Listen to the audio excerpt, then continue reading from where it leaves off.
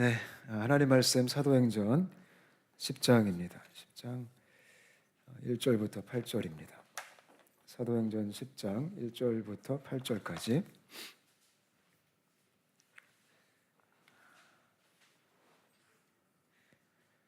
함께 교독하시도록 하겠습니다.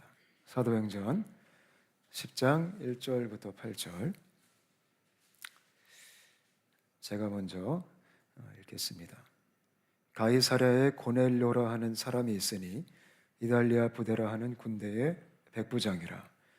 그가 경건하여 온 집안과 더불어 하나님을 경외하며 백성을 많이 구제하고 하나님께 항상 기도하더니, 하루는 제9시쯤 되어 환상 중에 밝기 봄에 하나님의 사자가 들어와 이르되 고넬료야 하니, 고넬료가 주목하여 보고 두려워 이르되 주여 무슨 일이니이까?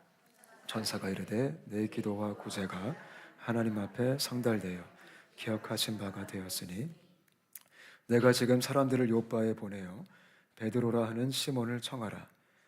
그는 무두장이 시몬의 집에 유숙하니 그 집은 해변에 있다 하더라. 마침 말하던 천사가 떠나매 고넬료가 집안 하인 둘과 부하 가운데 경건한 사람 하나를 불러 이 일을 다 이루고 요바로 보내니라. 아멘. 아멘. 저희 계속해서 이 사도행전 말씀 수요일마다 듬성듬성 보고 있습니다. 오늘 본문은 저희가 너무나 잘 아는 그 고넬료 이야기가 나와 있는데요. 여러분, 사도행전 1장을 보면은 우리가 굉장히 좋아하는 성경 구절이 있죠. 저기 액자에도 걸려 있는 말씀인데요. 사도행전 1장 8절에 오직 성령이 너에게 임하시면 너희가 권능을 받고 예루살렘과 온 유대와 사마리아와 땅끝까지 이르러 내 증인이 되리라 하시니라 라고 말씀하셨습니다. 이 말씀 되게 좋아하시죠? 이 말씀이요, 예수님께서 선포하신 약속이십니다. 이제 앞으로 그렇게 될 것이다. 사도행전을 읽다 보면 이 말씀이 이루어지는 것들을 저희가 볼 수가 있습니다. 특히 사도행전 8장에 그 디아스포라 사건이 일어났습니다. 사울이 초대교회를 핍박해서 교회가 뿔뿔이 흩어집니다. 그때 빌립 집사님이 어디 가서 전도했죠? 사마리아 가서 전도했습니다. 그래서 어떻게 보면 이 사도행전 1장 8절에 예수님께서 하신 말씀이, 그 약속이 이제 슬슬 이루어지고 있는 것입니다. 그 다음에 사도행전 10장을 오니까 오늘은 이 10장이 굉장히 중요합니다. 여기서부터 사마리아를 벗어나서 이제 열방을 향해 복음이 행진하기 시작합니다. 그래서 어떻게 보면 사도행전 8장과 이 10장이 사도행전 1장 8절의 말씀이 성취되어지는 아주 중요한 분기점입니다. 그래서 오늘 말씀은 정말 하나님께서 본격적으로 이 예수 그리스도의 복음을 온 열방 가운데 이제 선포하는 그 생명이 흘러가는 그런 장면이 소개되어지고 있습니다. 저는 이 말씀을 제가 오늘 준비하면서 이런 소망이 생겼습니다. 하나님이 놀라운 선교의 행진에 우리 교회가 쓰임받게 하여 주옵소서. 지금도 이 행진은 진행 중에 있습니다. 지금도 열방을 향한 이 예수 그리스도 복음의 이 생명의 흘러감은 아직도 흐르고 있습니다. 저는 홍콩 땅이 쓰임받았으면 좋겠습니다. 전 여러분 한 분 한 분이 이 놀라운 주님의 행진에 우리가 낄 수 있게 되시기를 바랍니다. 온사랑교회가 하나님이 거기 껴주셔서 좀 참여할 수 있게 되기를 바랍니다. 제가 오늘 아침에 새벽기도 마치고 또 빠까산에 올라갔어요. 열심히 산을 올라갔습니다. 요즘은 한 36분 정도 걸립니다. 이 커리베이 입구에서 저기 600계단 정상까지 오르는 시간이. 제가 원래 시간을 재면서 가는 걸 좀 좋아해요. 하도 그렇게 운동을 많이 해가지고 제 아내가 제발 시간 좀 재지 말래요. 무리 되니까. 근데 습관적으로 또 시계를 보고 오늘은 내가 내 기록을 깨야지라는 인간적인 마음으로 올라가는데 오늘 산에 올라갔더니 너무 좋은 거예요.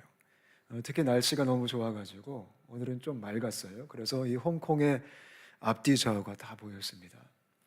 그 버틀러 정상에 올라가면 제가 앉아있는 바위가 있어요. 거기 앉아가지고 묵상도 하고 기도도 하고 때로는 서가지고 이 홍콩 땅을 바라보면서 기도하고 있습니다. 근데 오늘은 특히 이제 기도하는 가운데 요즘 저희가 그 바이블 온 시간에 아브라함 공부하고 있잖아요. 그 동서남북 말씀이 생각이 났습니다. 그래서 제가 남들 보기엔 좀 이상해 보여도 제가 손을 들고 뺑글뺑글 돌면서 이 동서남북을 쳐다보면서 하나님 홍콩 땅을 축복하여 주옵소서. 근데 그 바위 위에서 돌다 보니까 어지럽더라고요. 큰일 날 뻔했습니다. 바람도 세게 부는데 제 마음이 굉장히 벅차올랐습니다. 이 홍콩 땅을 주께서 복 주셔서 특히 홍콩 땅에 있는 모든 교회들, 모든 한인 교회들, 중국 교회들, 홍콩 교회들, 우리 국제 교회들 복 주셔서 이 교회들이 부흥하게 하시고 이 교회들이 다시 복음으로 돌이키게 하시고 우리 홍콩 땅이 대륙과 열방으로 나아가는 게이트웨이, 그런 현관문이 되어지게 하여 주옵소서. 그래서 이 고넬료를 통해서 주의 복음이 확장되었던 것처럼 우리 교회를 통해서 홍콩 땅을 통해서 이 복음이 확장되어지게 하여 주옵소서.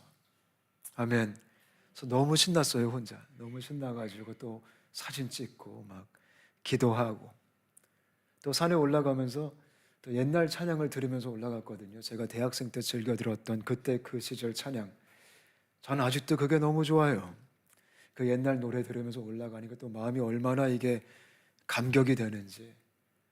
또 막 우리 교회 예배를 또 혼자 그리면서 야, 우리 교회가 또 이런 예배를 드렸으면 좋겠다. 이 열방을 향해 뻗어가는 그런 예배. 여러분, 예배가 회복되면 선교가 회복돼요. 예배가 죽으면 선교가 죽어요. 예배가 살아나면 선교가 살아나는 거예요.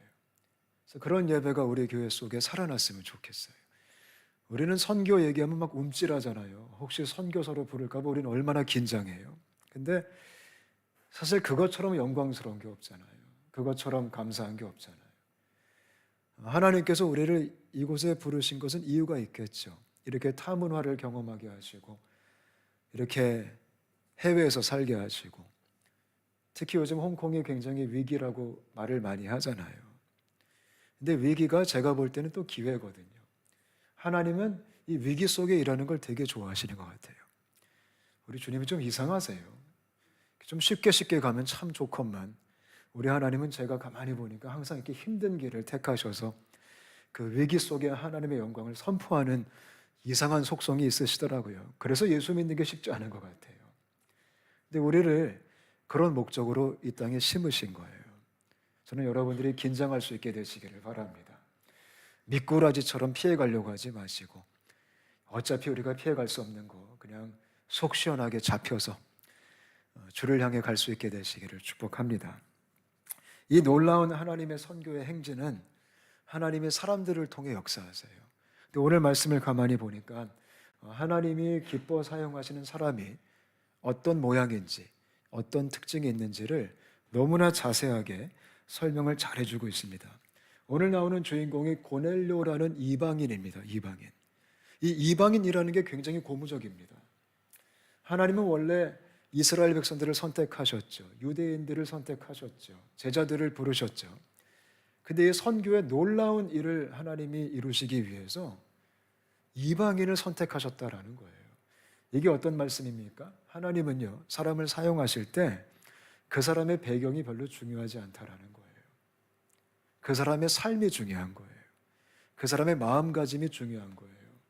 이방인이라 할지라도 우리가 가난하다 할지라도 우리가 스펙이 조금 안 좋다 할지라도 우리가 하나님을 향한 온전한 마음만 있으면 그 사람은 하나님이 크게 사용할 수 있는 그릇이 되어진다라는 거예요. 저는 온사랑교회가 그런 마음의 소유를 하고 있는 교회가 되었으면 좋겠어요. 깨끗한 그릇이 되었으면 좋겠어요. 하나님이 사용하시기 편한 그런 깨끗한 도구가 되었으면 좋겠어요. 이 고넬료는 몇 가지 특징이 있어요. 첫 번째요, 말씀을 보니까 하나님을 경외하는 사람이었어요. 이게 고넬료의 첫 번째 특징이에요. 저는 저와 여러분이 하나님을 경외했으면 좋겠어요. 하나님을 경외한다는 게 뭘까요? 하나님을 두려워한다라는 거예요. 하나님을 존경한다라는 거예요. 하나님은 하나님을 경외하는 사람을 쓰세요. 하나님을 경외하지 않는 사람은 쓰임받을 수가 없어요. 여러분, 어떤 사람이 하나님을 경외할까요? 겸손한 사람이 경외해요. 경외는요, 겸손의 열매예요. 교만한 사람은 경외할 수가 없어요. 교만한 사람은 자기가 잘났다고 생각해요. 근데 겸손한 사람은 하나님을 존중해요. 하나님 앞에 무릎을 꿇을 수 있는 거예요. 저는 저희 교회가 겸손한 교회 되었으면 좋겠어요. 그래서 하나님을 두려워했으면 좋겠어요. 하나님은 그런 사람을 기뻐하세요. 아멘. 우리가 진심으로 하나님을 두려워할 수 있게 되시기를 축복합니다. 그래서 하나님의 위엄 앞에 우리가 엎드렸으면 좋겠어요. 하나님의 위엄 앞에 고개를 숙였으면 좋겠어요. 그게 예배자예요. 하나님을 경외하는 사람이 예배할 수 있어요. 예배하는 사람을 주님이 사용하세요. 제가 예전에 읽었던 책이 있어요. 대학생 때 읽었던 책인데 참 감명 깊게 읽은 책이 있어요. 갑자기 이 설교를 준비하다가 그 책의 제목이 생각이 났어요. 그 책의 제목이 하나님을 경외하는 마음이라는 책이었어요. 조이 도우슨이라는 사모님이 쓰신 책인데요. 굉장히 오래된 기독교의 고전입니다. 그 책이요, 굉장히 좋은 책이에요. 하나님을 경외하는 것이 어떤 것인지에 대해서 아주 쉽게 설명한 책이에요. 제가 대학생 때 은혜 받은 다음에 그 책을 얼마 안 있다가 읽었는데 참 도전을 많이 받았어요. 그 책을 통해서 하나님을 경외하는 게 어떤 것인지 참 많이 알게 됐어요. 제가 몇 가지 좀 정리해서 갖고 왔습니다. 그 책에 이렇게 말합니다.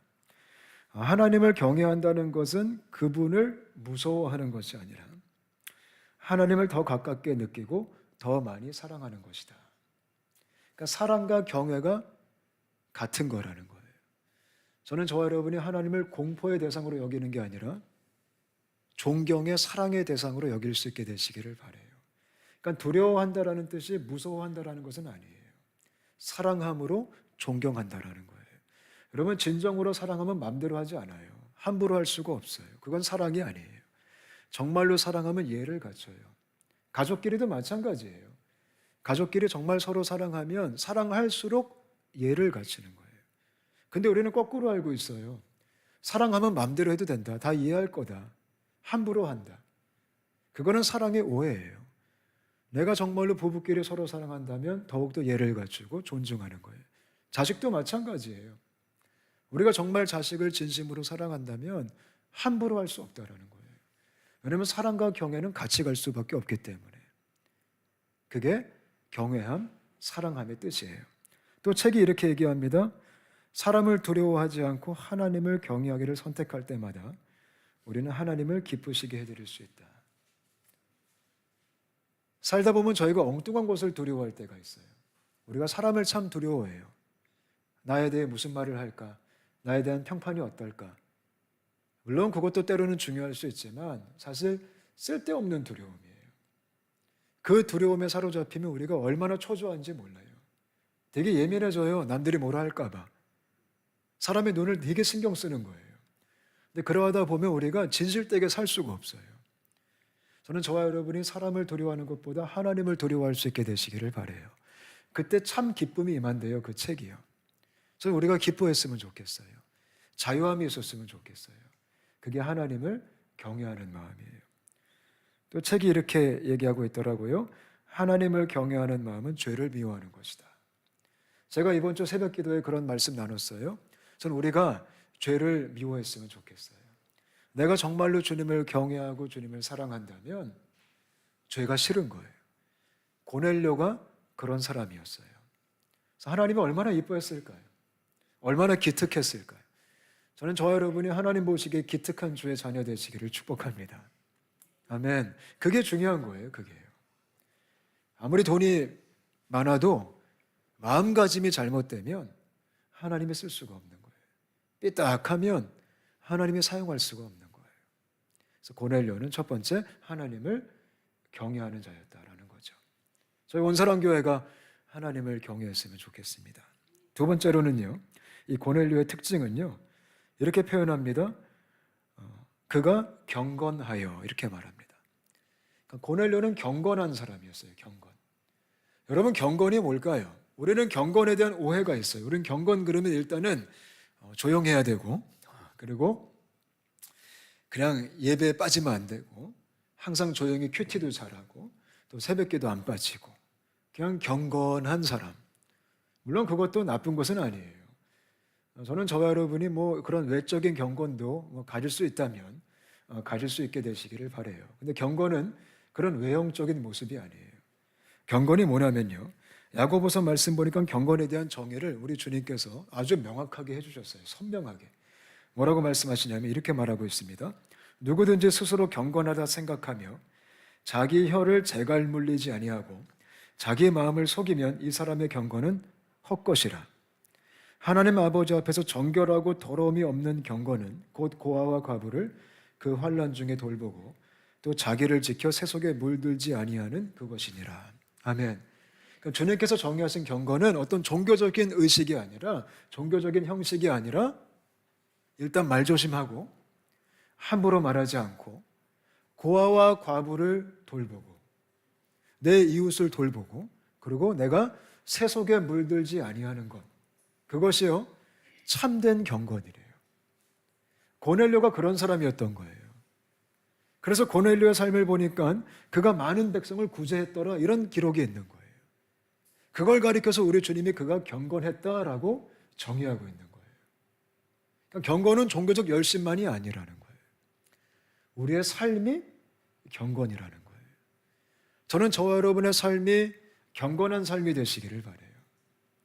우리가 형식으로 끝나지 않았으면 좋겠어요. 종교적 열심으로 끝나지 않았으면 좋겠어요. 외형으로 끝나지 않았으면 좋겠어요. 경건은 반드시 관계로 연결되는 거예요. 섬김으로 연결되는 거예요. 구제로 연결되는 거예요.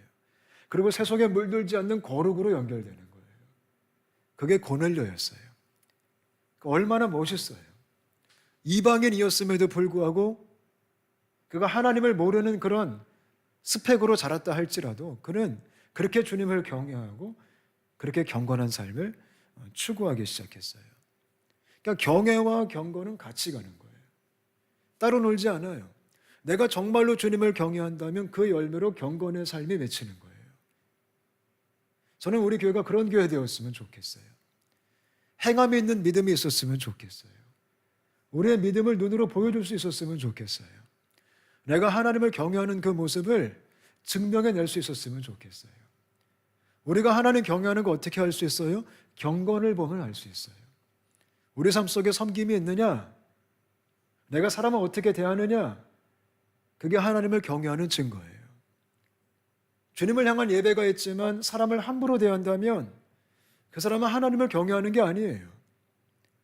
하나님과 인간관계는 같이 맞물려서 돌아갑니다. 하나님을 존중하는 사람은 사람도 존중합니다. 하나님을 사랑하는 사람은 사람도 사랑합니다. 전 우리가 그런 삶을 걸었으면 좋겠습니다. 그게 이방인 고넬료였습니다. 이달리아 사람, 이태리 사람이라는 겁니다. 참 놀랍죠. 세 번째 고넬료는요, 오늘 말씀 보니까 항상 기도하더니라는 표현이 있어요. 항상 기도하더니. 이 양반은 기도의 사람이었습니다. 기도의 사람. 근데 그것도 그냥 기도하는 게 아니라 항상 기도했어요. 항상. 이 항상이란 헬라어 단어를 제가 찾아보니까 파스라는 단어예요. 파스. 참 말이 웃기죠. 파스. 근데 이 파스가 어떤 뜻이 있냐면 모든 것을 위해라는 뜻이 있어요. 그러니까 항상이라는 뜻이 뭐 언제나 쉬지 않고 쉬지 말고 기도하라 그런 의미도 있지만 고넬료는 모든 것을 위해 기도했던 사람이에요. 이게 무슨 뜻이냐면요, 어떤 모든 삶을 살아가는 데 있어서 모든 사건들을 위해서, 모든 작은 것들을 위해서 큰 것까지 다 기도했다라는 거예요. 그러니까 모든 것을 주 앞에 갖고 갔다라는 거예요. 그게 고넬료예요.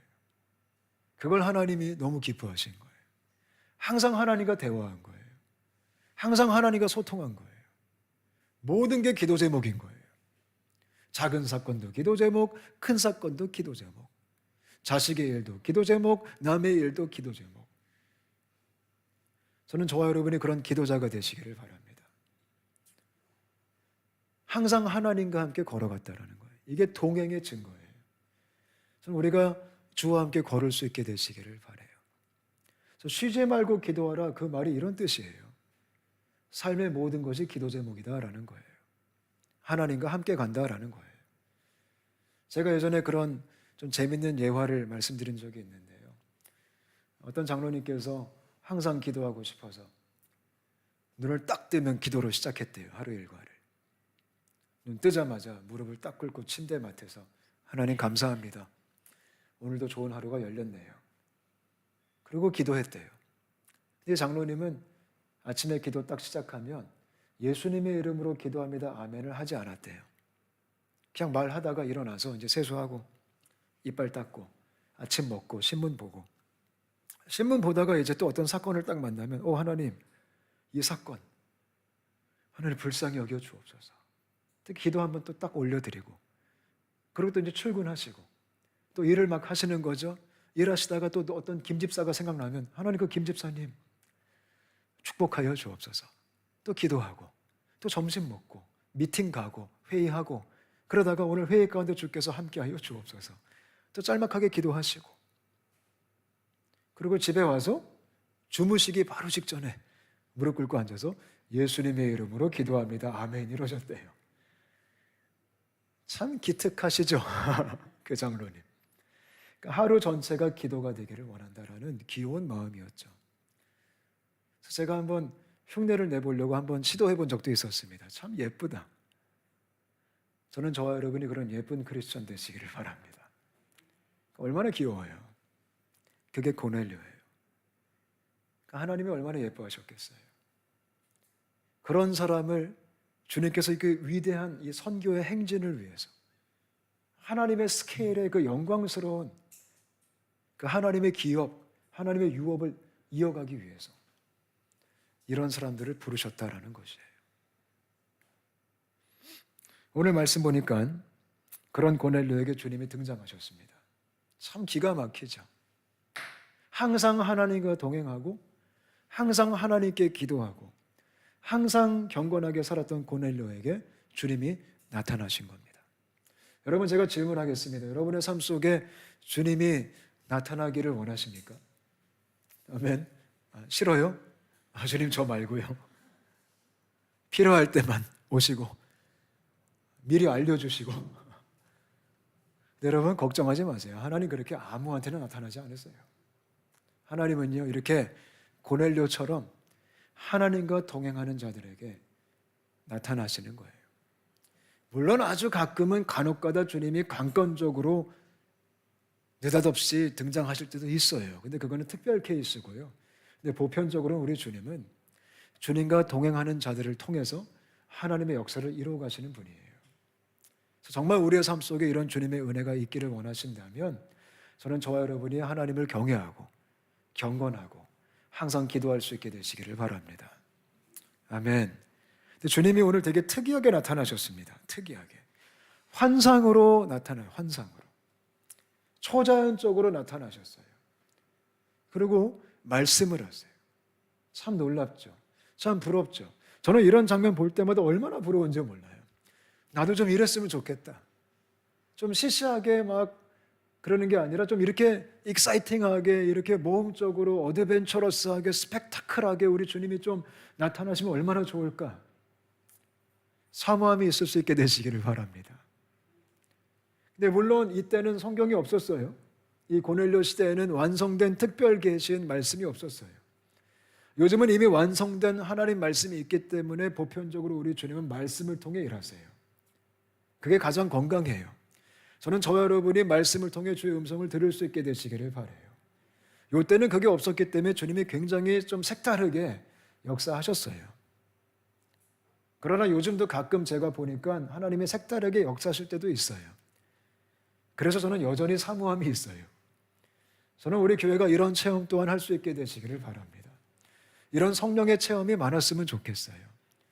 물론 이런 모든 초자연적인 체험은 성경으로 검증을 해야 되지만 그래도 우리가 다양하게 주님을 경험할 수 있다면 그것처럼 영광스러운 게 어디 있겠습니까? 그런 주님과의 친밀함이 있게 되시기를 축복합니다. 그래서 하나님께서 고넬료에게 나타나셔서 말씀을 하시는 거예요. 근데 어떻게 말해요? 이렇게 말씀하세요. 참 놀라운 말씀을 주님께서 하세요. 너의 기도와 너의 구제가 나한테 상달되었다. 이 부분이 정말 중요한 거예요. 지금 하나님이 고넬료를 받으셨대요. 내가 그거를 기억하고 있다라고 말하고 있어요. 네가 항상 그렇게 열심히 기도하지, 네가 항상 그렇게 아름답게 살았지, 내가 그거 다 보고 있어. 그걸 내가 다 받았어. 중요한 게 뭐예요? 하나님이 고넬료의 기도만 들으신 게 아니에요. 고넬료의 삶을 받으신 거예요.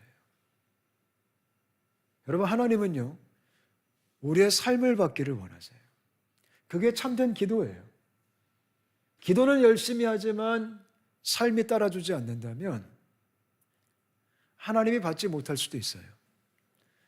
예배는 열심히 드리지만 그 예배가 삶이 따라주지 않는 예배라면 그 예배는 하나님께 상달되지 않을 수도 있어요.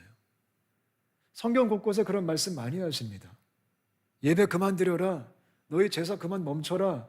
내가 받기 싫다. 너희 손에 피가 가득한 채로 성전에 나오지 말아라.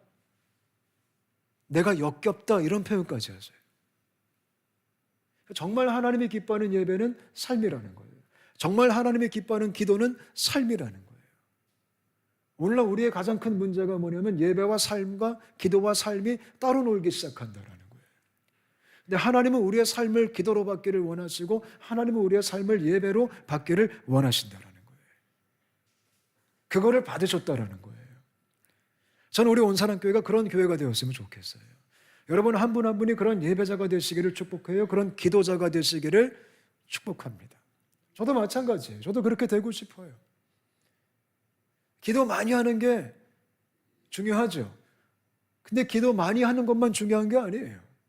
어떻게 사느냐가, 기도의 삶을 사느냐가 더 중요한 거예요. 우리의 삶이 기도로 묻어 있었으면 좋겠어요. 우리의 삶이 예배로 묻어 있었으면 좋겠어요. 오늘 제가 산을 올라가면서 찬양을 들었어요. 아주 옛날 찬양인데요. 영어 찬양이었는데 찬양 인도자가 중간에 멘트를 하시더라고요. 근데 어떤 멘트를 했냐면 이런 너무 놀라운 멘트를 하셨어요. 여러분의 삶 속에, 여러분의 일터 속에, 여러분들이 그리는 그림 속에, 여러분들이 추는 춤 속에, 여러분들이 지금 연주하는 음악 속에 예배가 심겨지기를 원한다. 그런 예배가 회복되기를 원한다. 라는 멘트를 하시더라고요. 그때 제가 한참 계단 오르고 있었을 때인데요. 600계단. 너무 힘든데 너무 은혜가 되는 거예요. 올라가면서 아멘, 아멘 이러고 올라가는데 정말 우리의 삶 속에 예배가 심겨지고 우리의 삶 속에 기도가 심겨지고 그래서 그 삶이 주님께 상달되는, 그래서 하나님이 그걸 기뻐 받으시는, 아멘, 그런 은혜가 있게 되시기를 축복합니다. 그리고 말씀하십니다. 가서 베드로 데리고 와, 이렇게 말합니다. 참 놀랍죠? 하나님은 뛰어난 연출가십니다. 여러분 성경 전체를 보고 우리의 삶을 딱 봐도요, 하나님은 뛰어난 연출가세요. 하나님이 그림이 다 있으세요. 우리는 다 이해할 수 없어도요, 하나님은 지금도 그 연출을 행하시는 분이에요. 저는 너무 궁금해요. 이 다음에 우리가 바라볼 때 여러분 한 분 한 분이 또 제 자신도 우리 교회가 어떤 부분을 감당했을까? 전 저희 교회가 그 주님의 놀라운 연출 속에 역할이 있었으면 좋겠어요. 이왕이면 이름이 주어지는 배우였으면 좋겠어요. 그 제가 옛날에 연예인 사역할 때 이 배우들의 가장 큰 소망이 뭔지 아세요? 어떤 역할을 딱 받으면요, 그 배우들 중에, 그 역할 중에 이름이 주어지는 역할이 있고요, 이름이 없는 역할이 있어요. 뭐 행인 1, 행인 2, 이게 이름이 없는 거죠. 간호사 1, 간호사 2, 이게 이름이 없는 거죠. 근데 이름이 주어지면요, 그렇게 영광스럽게 생각하는 거예요. 저는 저희가 이왕이면 행인 1은 되지 않았으면 좋겠고요, 간호사 2는 되지 않았으면 좋겠어요. 저는 저희가 그래도 좀 이름이 주어진 온사랑, 얼마나 감사해요. 이 주님의 연출 속에. 고넬료가 어떻게 해요? 오늘 말씀 보면 기가 막힌 게 뭐냐면 바로 순종해요.